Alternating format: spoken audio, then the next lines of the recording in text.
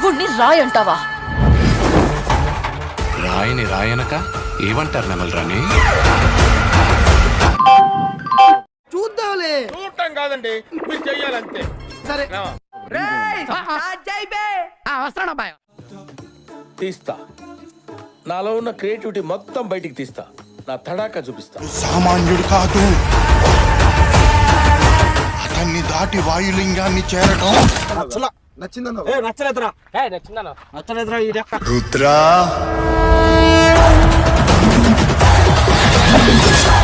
ఎవరు నువ్వు? నచ్చిండో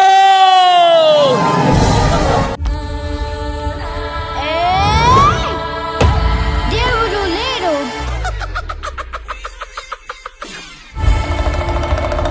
అరే వట్టి రాయి రాయి. ఊహిస్తేనే భయంకరంగా ఉంది. వాయులింగం మీద దుర్మార్గుల చూపు పడింది. బా ఏం వాడకవయ్యా అబ్బో. ఈ వాయులింగ రహస్యం కాపాడడానికి నా ప్రాణాలు సైతం అర్పిస్తాను. ఎరగదీసావు కదరా, ఎన్టీఆర్ని చూశాను, ఏఎన్ఆర్ని చూశాను.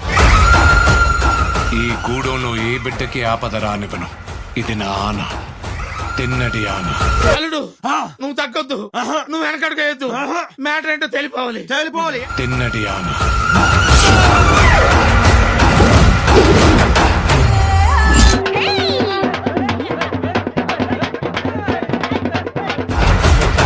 వినపడని వాడికి విన్నపాలెందుకు, వీళ్ళకి దండాలెందుకు? ఎంట్రుకలు నిక్కవచ్చుకుంటాయి ఇక్కడ. దేవతని ధిక్కరించే వాడికి, పెద్దల మాటకు విలువ ఇవ్వనోడికి ఈ కూడెంలో చోటు లేదు. ఇదొక హఠాత్ పరిణామం, ఎవరు ఊహించినటువంటిది. ముందా రాయిని తీసుకెళ్లి అడవిలో పడేస్తే గానీ నీకు పిచ్చి తగ్గదు. తప్పు మావా, అలా అనకూడదు.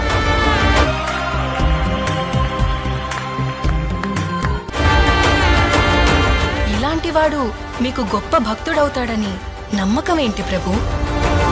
మైక్ బాగా పగడ్బందీగా ప్లాన్ చేసావు మైక్. తో పాటి నేను ఆ సమయం కోసం ఎదురు చూస్తూ ఉన్నాను.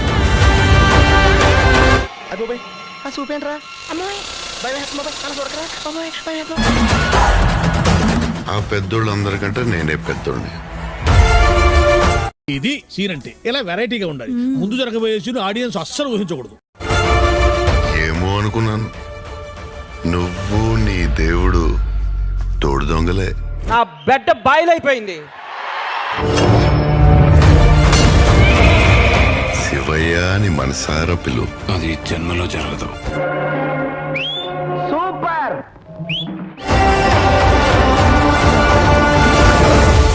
నేనింక నిన్ను వదలను. వండుతున్నట్టుంది. తిన్నటి ఆన. శివలీల. ఇది ఒట్టి ట్రయల్ రేనమ్మా, మెయిన్ పిక్చర్ నువ్వు ఇంకా చూడలేదు. చూసావు?